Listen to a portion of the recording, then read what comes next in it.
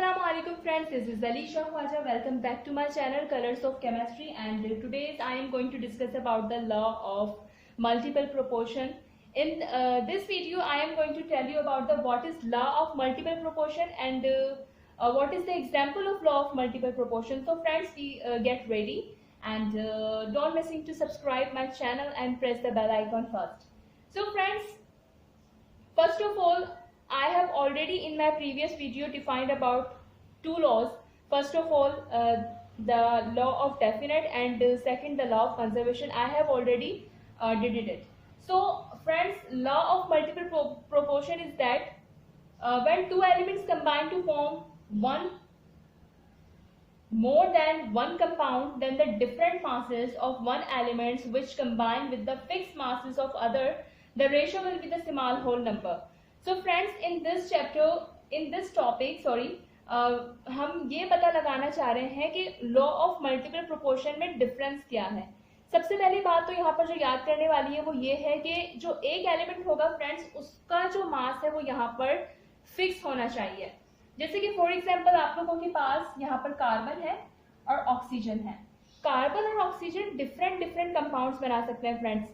Carbon oxygen के साथ मिलकर कार्बन मोनोऑक्साइड भी बना सकता है और कार्बन डाइऑक्साइड भी बना सकता है फ्रेंड्स. तो इसमें से एक एलिमेंट का जो मास होगा फ्रेंड्स, वो याद रखिएगा कि शुड बी फिक्स. ठीक है, एक का जो मास होगा वो फिक्स होना चाहिए फ्रेंड्स. दूसरा जो है यहाँ पर एलिमेंट जैसे कि ऑक्सीजन है, ठीक है, आप कोई डिफरेंट एग्जाम्पल भी दे सकते हैं. मैं यहाँ पे कार्बन ऑक्सीजन की ले लूँ. ऑक्सीजन का जो दूसरा एलिमेंट है ऑक्सीजन, उसका जो मास है वो डिफरेंट है, तो उस डिफरेंट मासेस का जो रेशियो निकलेगा फ्रेंड्स वो स्मॉल होल नंबर्स के अंदर आएगा. Got it? तो आइए इसको थोड़ा सा हम करके देख लेते हैं. अब जैसे कि ये वाला जो आप लोगों के पास एलिमेंट है कार्बन, इसका तो मास फिक्स ही रहेगा. ठीक है, इसका यहाँ पर 12 और इसका यहाँ पर 12 लिख देती हूँ. अब इसका मास चेंज हो जाएगा. ठीक है, ऑक्सीजन और ऑक्सीजन 2 का मास चेंज हो जाएगा क्योंकि यहाँ पे मोल्स इंक्रीज हो रहे हैं फ्रेंड्स. ठीक है, तो एलिमेंट्स के चेंज होने से यहाँ पे कुछ नहीं हो रहा है, मोल्स के इंक्रीज होने से यहाँ पे डिफरेंट कंपाउंड्स बन रहे हैं. ठीक है, ये भी आप अपने माइंड में रखिएगा. तो ऑक्सीजन का यहाँ पर तो 16 होगा, लेकिन यहाँ पर 2 के साथ मल्टीप्लाई होकर के यहाँ पर 32 हो जाएगा, तो मोल्स चेंज हो गए.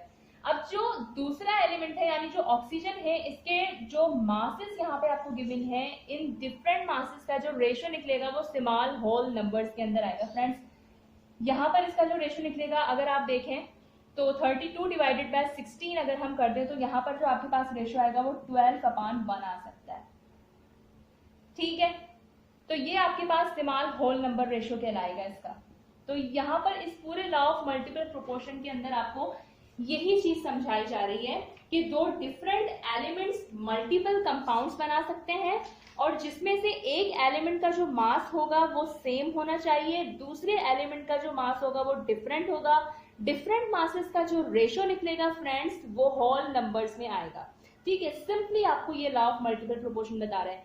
एक कंडीशन यहाँ पे हम दूसरी भी देख लेते हैं फ्रेंड्स कि अगर ऐसा हो कि दोनों में से ही कोई एक मास फिक्स ना हो तो क्या करना चाहिए.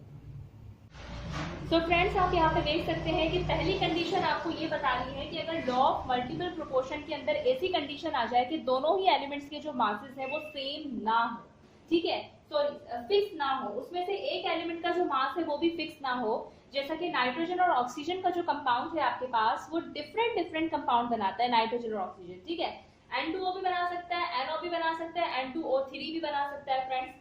तो यहाँ पर सबसे पहले तो आप इन सबके मासेस लिख दीजिए. ठीक है, इसका जो मास है वो 2816 हो जाएगा.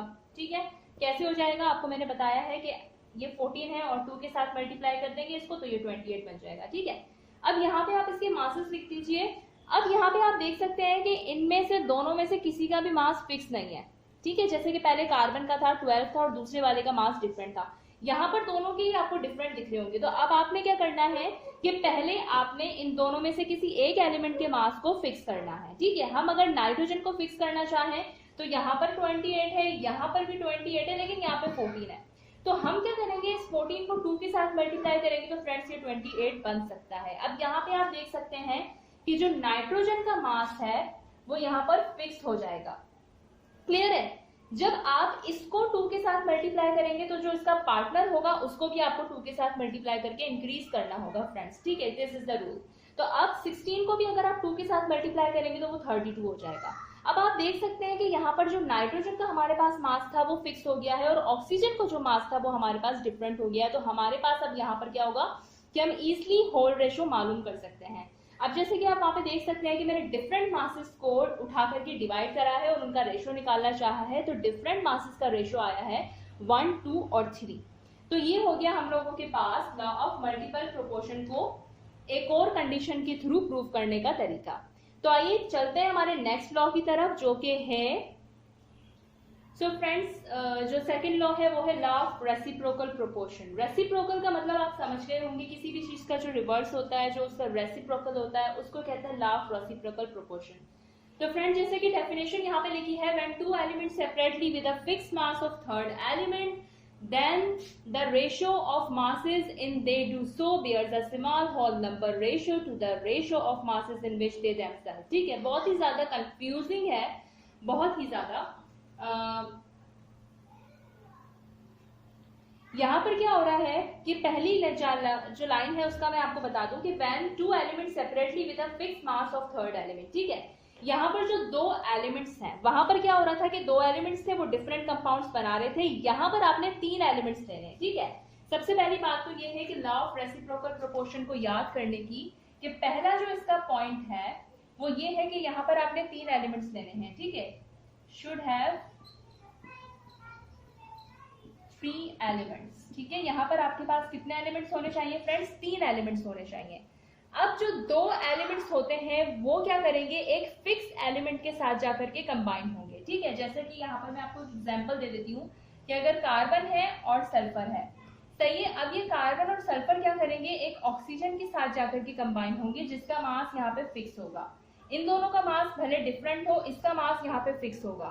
ठीक है, अब ये दो तरह के कंपाउंड्स बना सकते हैं फ्रेंड्स। पहला तो यहाँ पर जो है कार्बन ऑक्सीजन के साथ मिल सकता है और क्या बना सकता है, कार्बन डाइऑक्साइड बना सकता है फ्रेंड्स।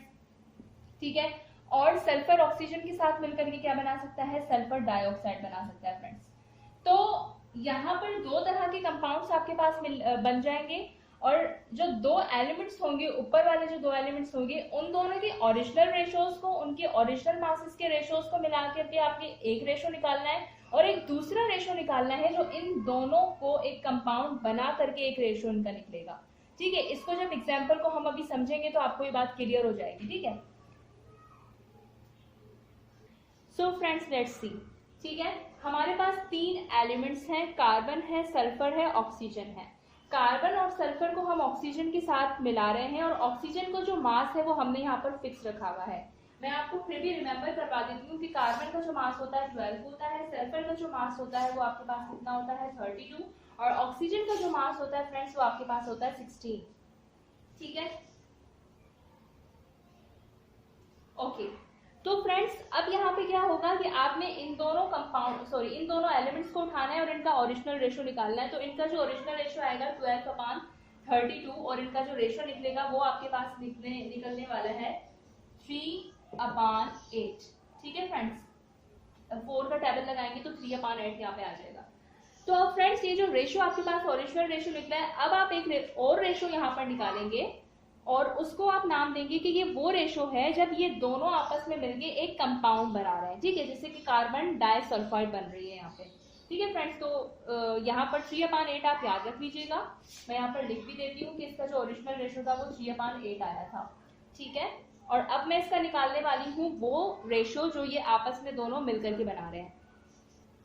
सो फ्रेंड्स आप यहाँ पे देख सकते हैं कि अब ये वो रेशो है जब ये दोनों एलिमेंट्स कार्बन और सल्फर आपस में मिल करके एक कंपाउंड बना के जो इनका कंपाउंड का जो रेशो निकल रहा है फ्रेंड्स वो ये निकल रहा है। आप देख सकते हैं कि कार्बन ने जब सल्फर डाइऑक्साइड के साथ कार्बन सल्फाइड गैस जो यहाँ पे बन रही है, तो अब यहाँ पे क्या हो रहा है, 12 को 64 के साथ में रेशो बनाऊंगी। ठीक है, सल्फर का 32 होता है, 2 के साथ मल्टीप्लाई करो तो 64 आ जाता है।